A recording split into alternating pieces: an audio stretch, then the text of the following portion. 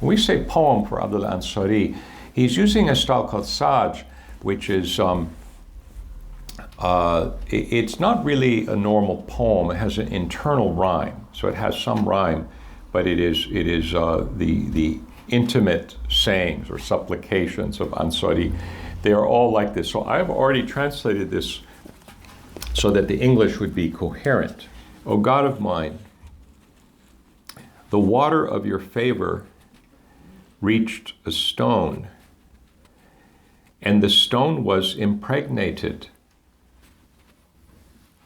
The water of your favor reached a stone, and the stone was impregnated. The stone brought forth a tree laden with fruit, whose load is all happiness, whose tasting is all intimacy, whose fragrance is liberation.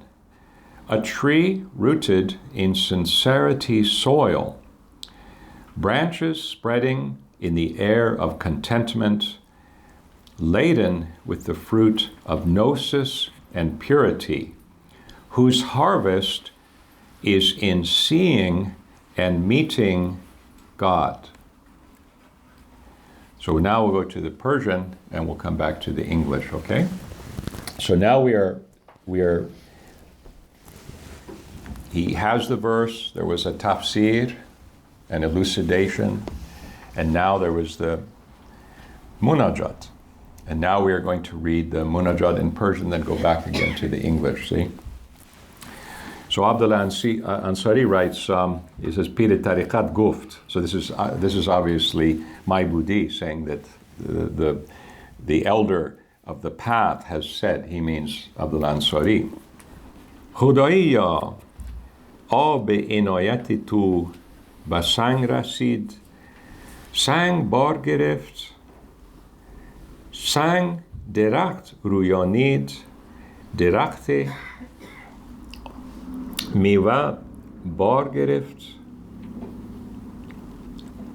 چه درختی؟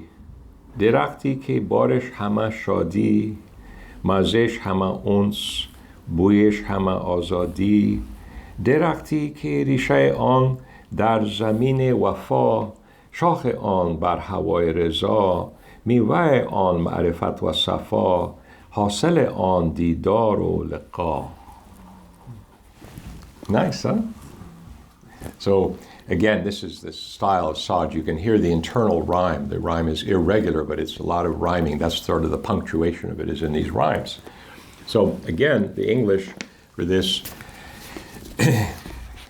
O God of mine, the water of your favor reached a stone, and the stone was impregnated.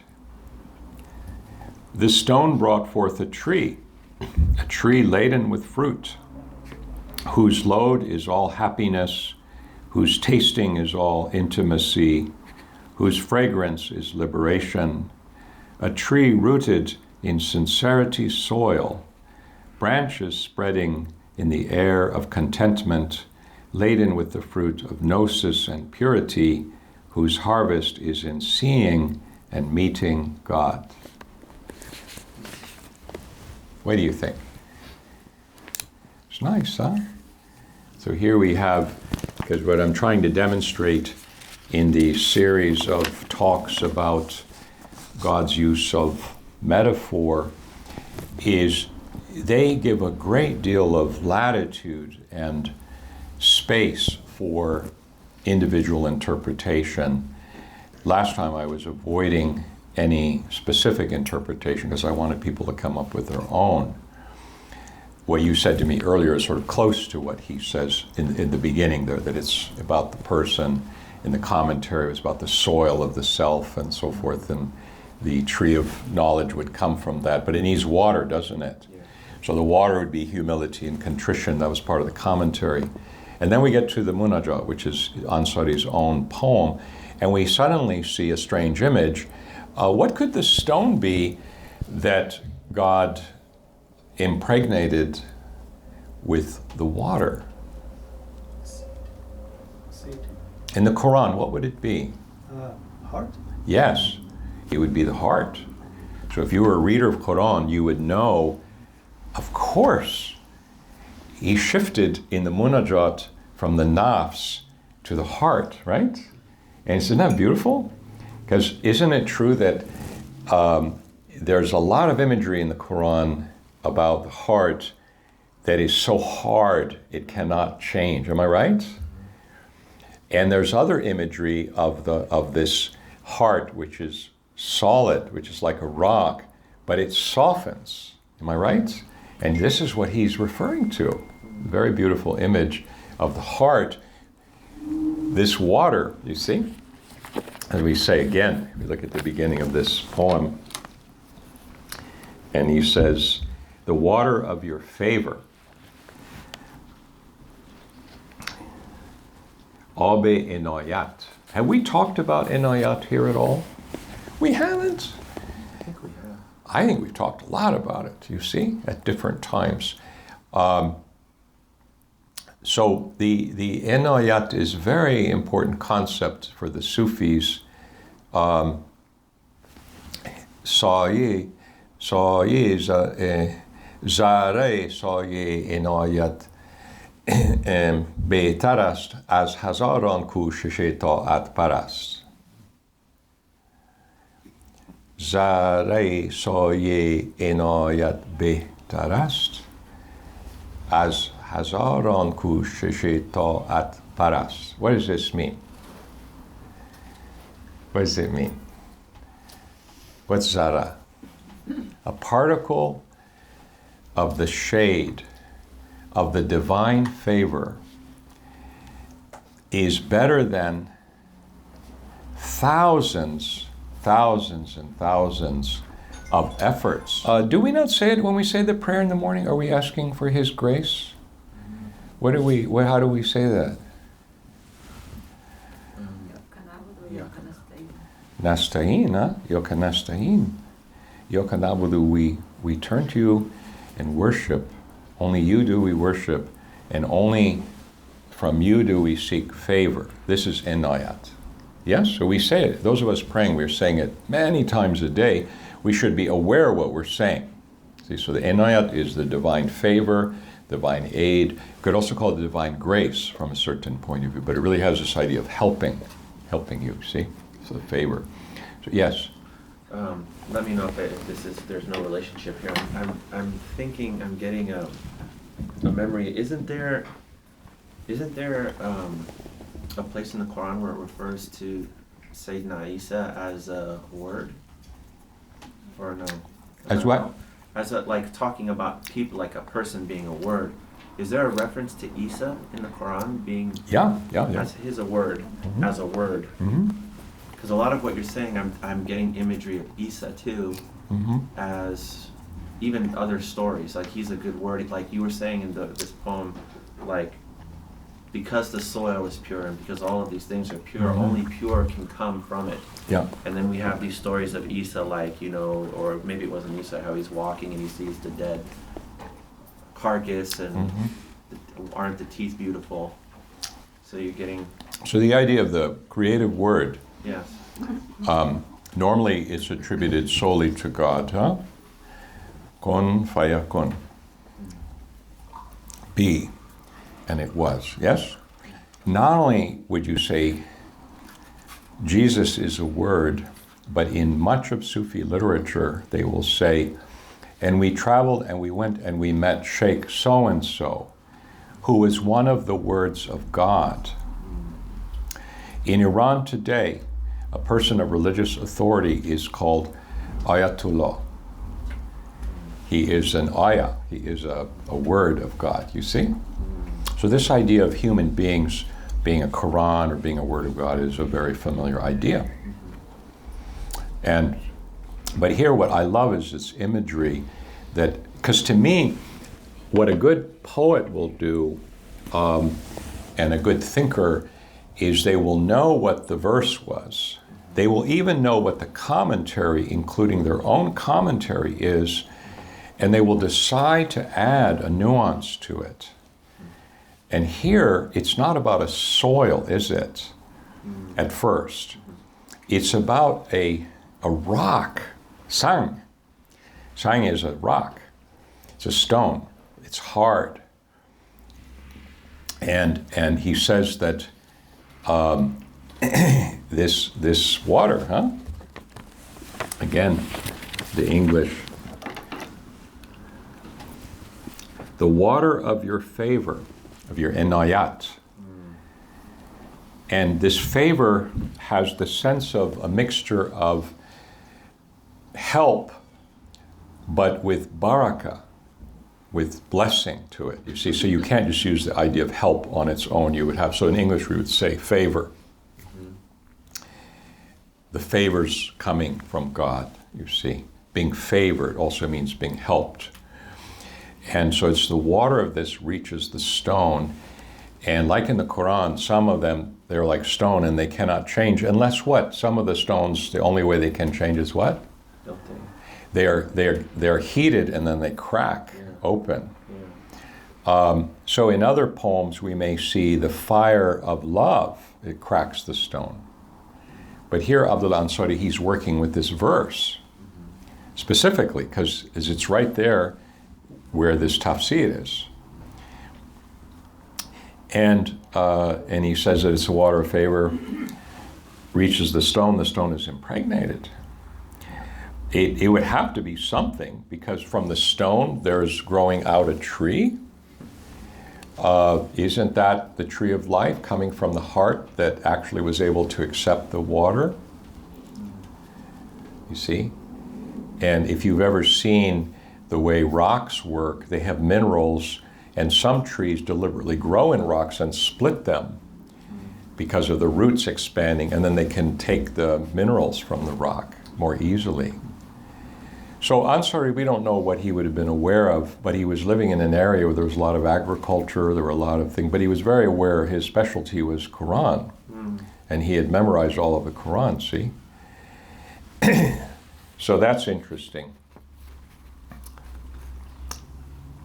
Tree comes up from the stone, laden with fruit, whose load, the weight is all happiness, the tasting is all intimacy, fragrance is liberation. A tree rooted in sincerity soil. Now he's shifted, hasn't he? Somehow the stone has crumbled and become soil in this changing metaphor, huh? Branches spreading in the air of contentment, laden with the fruit of gnosis and purity, whose harvest is in seeing and meeting God. See, that's the last important line. Makbulas, no? And so I discover another poem. This time I'm going to read it to you in English, and then we'll go find it. So listen to this.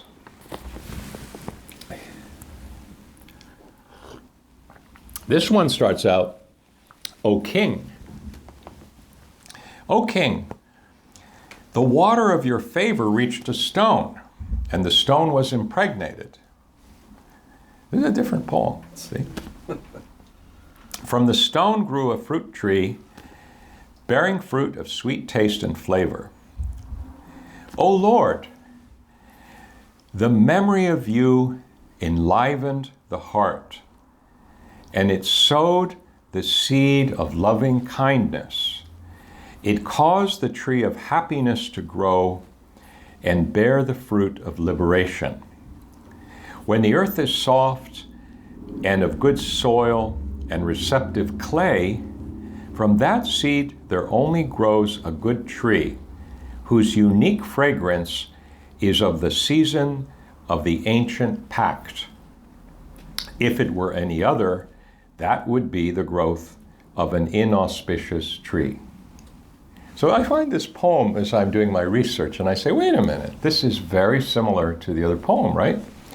Where is this poem? Well, it is a commentary on a totally different verse, and that verse is from Araf, the Heights. And what I'm going to do is I'm going to read to you the whole verse in English, and then I'm going to quote the part that he's quoting here. in Arabic, okay? So we're using Muhammad Sarwar's translation. God sends the wind bearing the glad news of his mercy. When heavy clouds are formed, we drive them unto a barren country and rain down on it water to cause all kinds of fruits to grow. In the same way do we bring the dead to life again. Perhaps you will take heed. We drive them to a barren country and rain down on it water. So that's the little section that he's quoting on. So the idea of driving, see, God sends a wind bearing the glad news of his mercy. Now suddenly God shifts to the idea of heavy clouds, beautiful clouds that are full of water. Obviously, meaning his mercy. He shifted to the idea of mercy or the heavy clouds.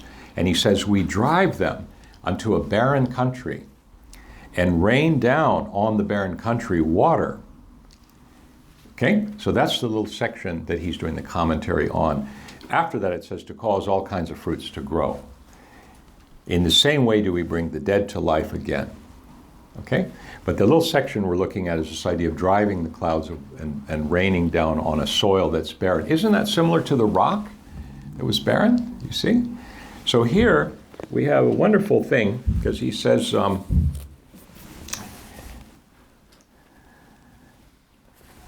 there's the first of all, there's a bit of the ordinary tafsir, the ordinary commentary, where he says, Az asman baran amad, zamin morda zinda shod, gul wa giyah padid amad, az hazine qudrat باران رحمت آمد دلهای پژمرده بدو زنده گشت یکی از تخم ندامت و پشیمانی کشتند و آب توفیق دادند زاهد گشت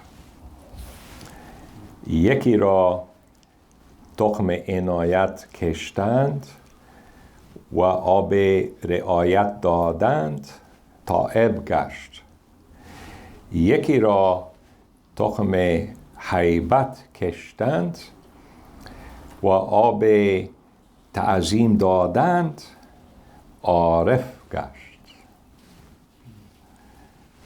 Okay, very beautiful. So what does he say? He says,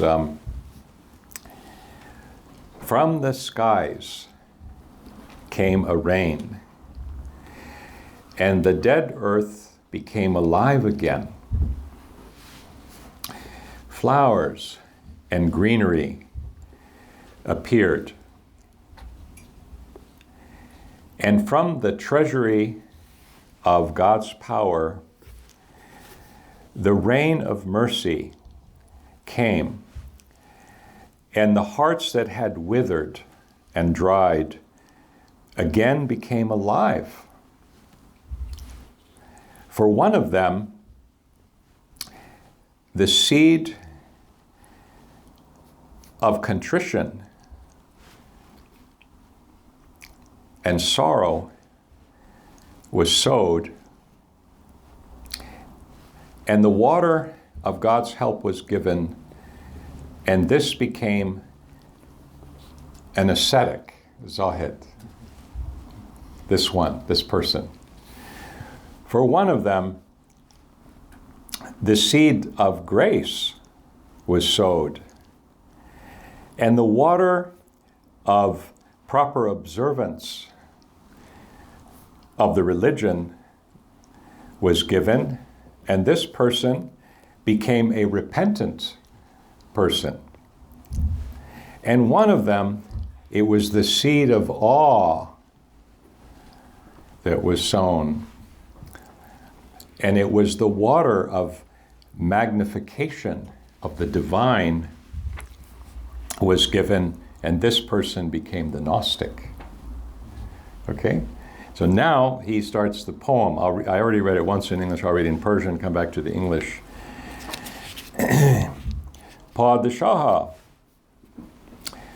آب عنایتی تو به سنگ رسید سنگ بار گرفت این چیز هست از دیگر نه؟ این چیز هست ایرا از سنگ میوه رست میوه طعم و مزه گرفت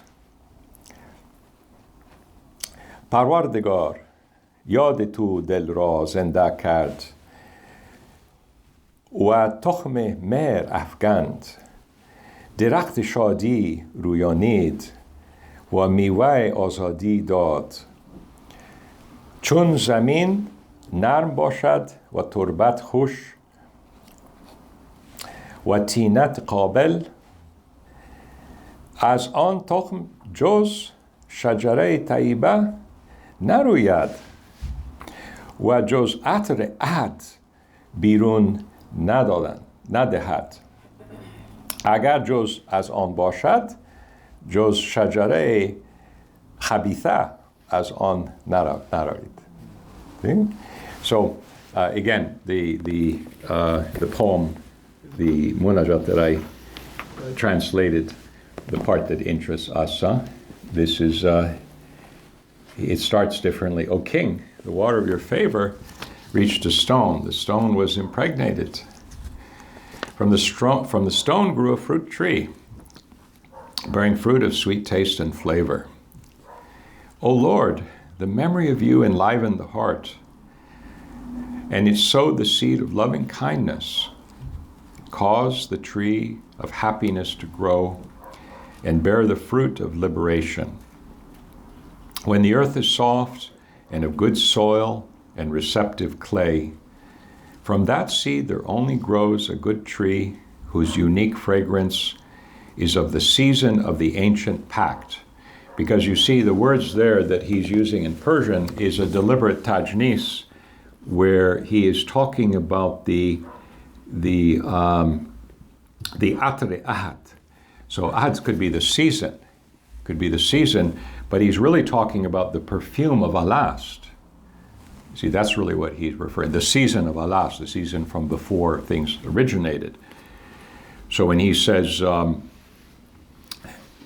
tokum jos shajare taiba, naruyad wa jos atre ahad birun nadehad. So from that seed that God planted, nothing other than a good tree can sprout, and nothing other than the perfume of that season and that pact, nothing other than that can be given out, you see? So I've translated this to include both meanings. From that seed there only grows a good tree whose unique fragrance is of the season of the ancient pact. If it were any other, that would be the growth of an inauspicious tree. And khabith, as you know, has the sense of dirty, dirty, unclean, and so forth. So what do you think? It's pretty interesting. The two poems are very, very close. You would almost say there's more wording in the second poem about the tree and everything. It's closer, you might say, to the thing quoted in Ibrahim. But Abdul Ansari is reciting poetry as he's doing his commentary, and he's altering poems that he's written. And if we look at the wording of each poem, in the first poem, whose fragrance is liberation. So we have the idea of a fruit. Isn't it true? He's not talking about the flowers here. He's talking about when you eat fruit, how important the fragrance is to the flavor. Isn't that true? Yeah. So he's talking about whose tasting is all intimacy, whose fragrance is liberation. Second poem. The memory of you enlivened the heart, and it sowed the seed of loving kindness. It caused the tree of happiness to grow and bear the fruit of liberation. One of them is the fragrance of liberation. The second one is the fruit. What does he mean by liberation? perspective has something to do with the ability to sense and be alive spiritually? Yes, and in order to do that, what would you be liberated from? Gnosis. No. Yeah. You'd be liberated from yourself. No. Was the reference to the sacred pact a last? Mm-hmm. Yes. So when we hear the words act or ad, we understand that here he's using, it's called tajnis, because you have the word, it has two meanings. So ad, it has this wonderful sense of a season, and it's very commonly used in later poetry, like by Hafiz, where he'll write a poem about the fragrance of the season of spring, season of this, season of this. But on its own, if you look in a dictionary, you will see that it can either mean the season or it can mean the pact that we took with God, you see. So clearly, it's the idea of you would be liberated from also temporality. You would return to your origin, which is alast, you see. So you would have liberation. When, let's say that, isn't it true that Eastern people, like the Buddhists, they use this word hugely, don't they? This idea of liberation. It's kind of primary, isn't it, for them? What do they mean by it, liberation? I think it's the confines of the time within this lifetime. Yes, and it's also liberation from reincarnation. Right. You are liberated from being reborn because the obsessions and the attachments that you had, which were what were causing you to be reborn, they're gone. They've been cleaned away enough that you aren't reborn. We, in Sufism, we could say that we are reincarnated hundreds of times in this lifetime. We too seek liberation. What I was saying this morning in the zikr is the experience of illumination is none other than liberation, really, because you realize you are in paradise. You don't have the self, you only have awareness of your Lord.